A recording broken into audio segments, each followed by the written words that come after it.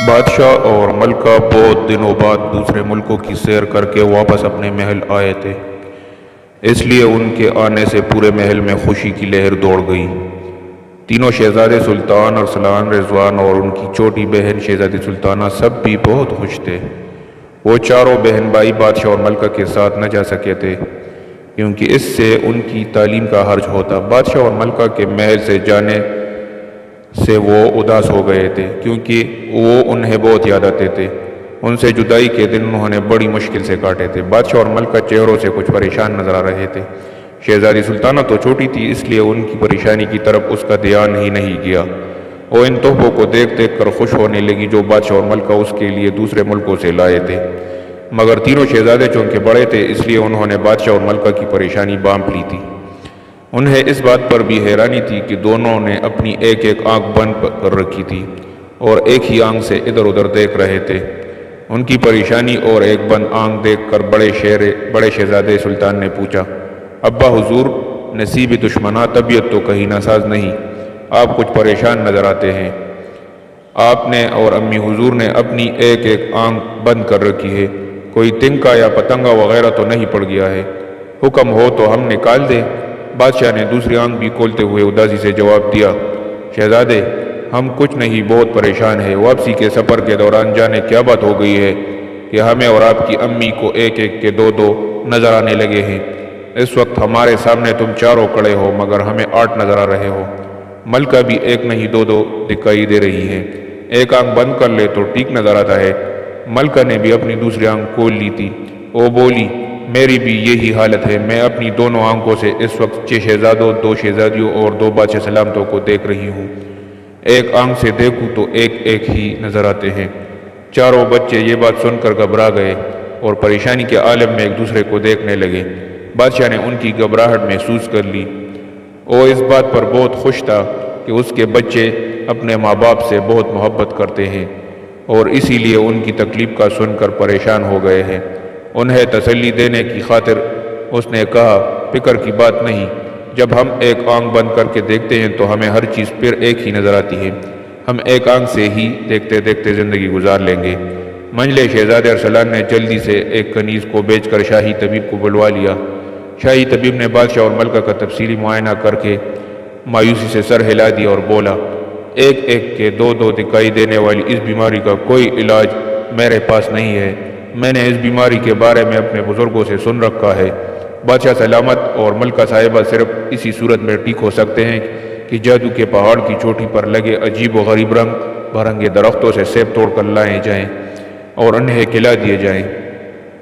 اس کے علاوہ کوئی علاج کارگر ثابت نہیں ہوگا، مگر اس جادو کے پہاڑ پر پہنچنا آسان کام نہیں۔ ایک بہت بڑا اور خوفناک شیر پہاڑ والے راستے کی پہرے داری کرتا ہے اور بڑے بڑے خطرناک پرندے پہاڑ پر منڈلاتے رہتے ہیں۔ تینوں شہزادے ایک ساتھ بولے، کوئی بات نہیں، ہم جادو کے پہاڑ پر سے سیب لائیں گے، ہم سے اپنے ابا حضور اور امی حضور کی پریشانی دیکھی نہیں جاتی۔ اس وقت بادشاہ کی دونوں آنکھیں کھلی ہوئی تھی۔ اس نے تینوں شہزادوں کو دیکھتے ہوئے گھبرا کر کہا، اگر تم 6 کے 6 چلے گئے تو محل کی تنہائی ہمیں کاٹنے کو دوڑے گی۔ چھوٹے شہزادے رضوان نے مسکرا کر کہا، ابا حضور آپ فکر نہ کریں، ہم صرف 3 ہی جائیں گے، بقیہ 3 کو محل میں ہی چھوڑ جائیں گے۔ اگلے روز وہ تینوں شہزادے اپنے سفر پر روانہ ہو گئے۔ وہ چلنے لگے تو شہزادی سلطانہ بھی ضد کرنے لگی کہ وہ بھی ان کے ساتھ جائے گی۔ اسے بڑی مشکلوں سے منا کر روکا گیا۔ راستہ واقعی بہت پرخطر تھا، پھر بارشیں بھی شروع ہو گئی تھی، اس وجہ سے ان کا سفر اور بھی دشوار ہو گیا تھا۔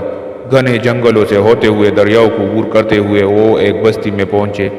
بارشوں نے ہر طرف تباہی مچا دی تھی اور گھروں کو شدید نقصان پہنچایا تھا۔ بستی میں انہوں نے دیکھا کہ ایک بوڑھی عورت اپنے ٹوٹے ہوئے مکان کی مرمت کر رہی ہے۔ بستی کا کوئی شخص بھی اس کی مدد نہیں کر رہا تھا کیونکہ وہ بھی اپنے اپنے مکانوں کی مرمت کے کاموں میں لگے ہوئے تھے جو موسلادھار بارش کی وجہ سے ٹوٹ گئے تھے۔ اس بوڑھی عورت کو مٹی کی اینٹیں اور گارا خود اٹھا کر لانا پڑ رہا تھا۔ شہزادوں کو یہ دیکھ کر بہت افسوس ہوا۔ وہ اپنے گھوڑوں سے اترے اور اس بوڑھی عورت کو ایک طرف بٹھا کر اس کے گھر کی مرمت میں مصروف ہو گئے۔ وہ بوڑھی عورت ان کی ہمدردی دیکھ کر بہت خوش ہوئی اور انہیں دعائیں دینے لگی۔ شام تک بہت سارا کام ہو چکا تھا اور مکان کی تھوڑی سی مرمت باقی تھی۔ شہزادوں نے ارادہ کیا کہ باقی کام کل کریں گے۔ انہوں نے بوڑھی عورت کو اشرفیوں سے بڑی تھیلی بھی دی اور ان سے درخواست کی کہ وہ ان کے کھانے پینے کا انتظام کرے اور انہیں اپنے گھر میں رات گزارنے دے۔ بوڑھی عورت بہت غریب تھی۔ اشرفیہ دیکھ کر خوش ہو گئی اور ان کے ٹھہرنے کا بندوبست کر کے ان کے لیے کھانا تیار کرنے لگی۔ کھانے کے بعد اس نے شہزادوں کے بارے میں دریافت کیا کہ وہ کون ہیں اور کہاں جا رہے ہیں۔ شہزادوں نے اسے بتایا کہ وہ اس ملک کے شہزادے ہیں۔ ان کے ماں باپ کو کسی پراسرار بیماری کی وجہ سے ایک ایک کے دو نظر آنے لگے ہیں، اس لیے وہ جادو کے پہاڑ پر سے سیب لینے جا رہے ہیں تاکہ انہیں کھا کر ان کے ماں باپ کو ٹھیک طرح نظر آنے لگے۔ ان کی بات سن کر وہ عورت سوچ میں پڑ گئی اور کچھ دیر خاموش رہنے کے بعد بولی، شہزادے ہونے کے باوجود تم نے مجھ غریب اور بوڑھی عورت کی مدد کی، میں تمہاری بہت شکر گزار ہوں۔ تم تینوں بہت نیک اور رحم دل شہزادے ہو۔ میں اس جادو کے پہاڑ کے متعلق جانتی ہوں۔ اس کی خاصیت یہ ہے کہ جو بھی اس پر چڑھنے کی کوشش کرتا ہے اس کے قدم پہاڑ پر جم جاتے ہیں۔ وہ کتنا ہی زور لگا لے اپنے قدم آگے نہیں بڑھا سکتا، بس ایسا ہی لگتا ہے جیسے اس کے پاؤں کسی نے جکڑ لیے ہیں۔ پھر اس پر چڑھنے والے راستے پر ایک شیر بھی ہوتا ہے۔ جب اس انسان کے پاؤں پہاڑ سے چپک جاتے ہیں تو وہ شیر اس پر حملہ کر کے اسے ہڑپ کر جاتا ہے۔ یہ بات سن کر شہزادے پریشان ہو گئے۔ عرفان نے کہا، یہ تو بڑی مشکل ہو گئی ہے، جب ہمارے قدم ہی چپک جائیں گے تو ہم اس خونخوار شیر کا کیسے مقابلہ کریں گے اور پہاڑ کی چوٹی پر کیسے پہنچیں گے؟ تم لوگوں کو پریشان ہونے کی ضرورت نہیں ہے، تم نے میری مدد کی ہے، میں تمہاری مدد کروں گی۔ بوڑھی عورت نے کہا، اب تم لوگ کھانا کھا کر آرام کرو، کل اپنے سفر پر روانہ ہو جانا۔ مشقت کا کام کرنے کی وجہ سے تینوں شہزادے بہت تھک گئے تھے۔ کھانا کھا کر جو لمبی تان کر سوئے ہیں تو انہوں نے دوسرے روز کی ہی خبر لی تھی۔ اگلے دن انہوں نے جلدی مکان کا بقیہ کام نمٹایا۔ کام مکمل ہو گیا تو بوڑھی عورت نے اپنا صندوق کھول کر اس میں سے سرخ رنگ کے جوتے، ایک جال اور ایک سنہرا تیر نکال کر انہیں دیا اور کہا، بہت پہلے میں ایک پری کے گھر خادمہ کا کام کرتی تھی۔ وہ بہت اچھی پری تھی اور میرا بہت خیال رکھتی تھی۔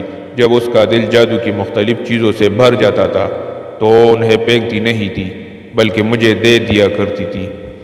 صندوق میں موجود یہ چیزیں اس ہی نے مجھے دی تھی۔ جب تم لوگ پہاڑ کے نزدیک پہنچو گے تو تمہیں اس کے پاس ایک شیر ملے گا۔ وہ پہاڑ پر چڑھنے والے راستے کا نگران ہے اور بہت خونخوار ہے۔ جب وہ تم پر حملہ کرنے کے لیے جپٹے تو تم اس پر یہ جادو کا جال پھینک دینا۔ یہ جال اس کو اپنی لپیٹ میں لے لے گا۔ تم وہاں آسمان پر بہت بڑے بڑے اور خوفناک پرندے بھی دیکھو گے۔ یہ پرندے اسی پہاڑ پر منڈلاتے رہتے ہیں اور ان رنگ برنگے درختوں کے سیب ان کی غذا ہے۔ یہ کسی کو ان کے پاس پٹکنے بھی نہیں دیتے ہیں۔ تم اس جادو کے تیر کو ان کی جانب پھینک دینا۔ یہ بجلی کی سی تیزی کے ساتھ ان سب کا ایک ایک کر کے خاتمہ کر کے دوبارہ تمہارے پاس آ جائے گا۔ جب ان خوفناک پرندوں کا خاتمہ ہو جائے تو پھر تم میں سے کوئی ایک یہ جادو کے جوتے پہن کر پہاڑ پر چڑھ جائے۔ ان کے پہننے سے اس کے قدم پہاڑ سے نہیں چپکیں گے۔ پہاڑ کی چوٹی پر بہت سارے درخت لگے ہوں گے، ان کے پتے رنگ برنگے ہوں گے۔ وہ سیب انہی پودوں میں لگتا ہے۔ مجھے امید نہیں کہ کوئی سیب تمہیں وہاں ملے کیونکہ وہ پرندے انہیں چٹ کر جاتے ہیں۔ بہرحال کوشش کر لینے میں کوئی حرج نہیں۔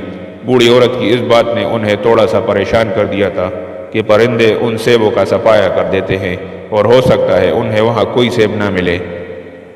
بہرحال انہوں نے تمام چیزیں لے کر اس بوڑھی عورت کا شکریہ ادا کیا اور دوبارہ اپنے سفر پر روانہ ہو گئے۔ ان کے گھوڑے آرام کرنے کی وجہ سے تازہ دم ہو گئے تھے، اس لیے وہ جلد ہی منزل مقصود پر پہنچ گئے۔ جیسے ہی وہ اس پراسرار پہاڑ کے نزدیک پہنچے ان کے کانوں میں شیر کے دھاڑنے کی آواز آئی۔ پھر انہوں نے دیکھا کہ ایک بہت بڑا شیر دوڑتا ہوا ان لوگوں کی جانب آ رہا ہے۔ شہزادہ ارسلان نے جلدی سے جادو کا جال نکالا اور شیر کی طرف اچھال دیا۔ جال اڑتا ہوا گیا اور شیر پر جا گرا اور اسے اپنی لپیٹ میں لے لیا۔ شیر بے بس ہو گیا اور تیز آواز میں داڑتے ہوئے جال سے نکلنے کی جدوجہد کرنے لگا۔ عین اسی وقت انہیں اپنے سروں کے اوپر پروں کے پڑپڑانے کی آوازیں سنائی دی۔ انہوں نے اوپر دیکھا، کیا دیکھتے ہیں کہ بہت سارے دیوقامت پرندے خوفناک آوازوں میں چیختے ہوئے ان کے سروں پر منڈلا رہے ہیں اور ان پر جپٹنے کی فکر میں ہیں۔ سب سے چھوٹے شہزادے رضوان نے جادو کا سنہرا تیر نکالا اور ان پرندوں کی جانب اچھال دیا۔ ایک بجلی سی کڑکی اور جادو کا تیر برق رفتاری سے آسمان پر اڑتے ہوئے پرندوں کی جانب لپکا اور پل کے پل میں ایک کے بعد ایک ان کا خاتمہ کر کے دوبارہ شہزادہ رضوان کے پاس آ گیا۔ راستہ صاف دیکھ کر بڑے شہزادے سلطان نے بوڑھی عورت کے دیے ہوئے جادو کے جوتے پہنے اور بھاگ کر پہاڑ پر چڑھ گیا۔ وہاں اس نے رنگ برنگے درخت دیکھے جو قطار در قطار نظر آ رہے تھے، مگر اسے بہت مایوسی ہوئی، اس پر سیب نہیں لگے ہوئے تھے۔ اسے بوڑھی عورت کی بات سچ لگی، ان پرندوں نے سارے سیب کھا لیے تھے۔ شہزادہ سلطان نے سوچا کہ ان کا یہاں آنا تو بے سود ہی رہا۔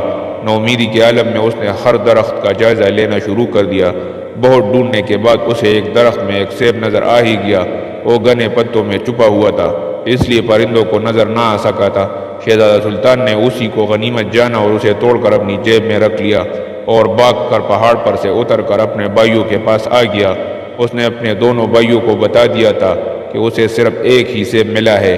وہ بھی بہت افسوس کرنے لگے۔ جب وہ واپسی کے لیے مڑے تو شیر نے گڑ گڑا کر کہا، مجھے آزاد کر دو، میں وعدہ کرتا ہوں تمہیں کوئی نقصان نہیں پہنچاؤں گا۔ شہزادوں کو اس پر رحم آ گیا، انہوں نے اسے آزاد کر دیا اور وہ بھاگ کر پہاڑ پر چڑھ کر نظروں سے غائب ہو گیا۔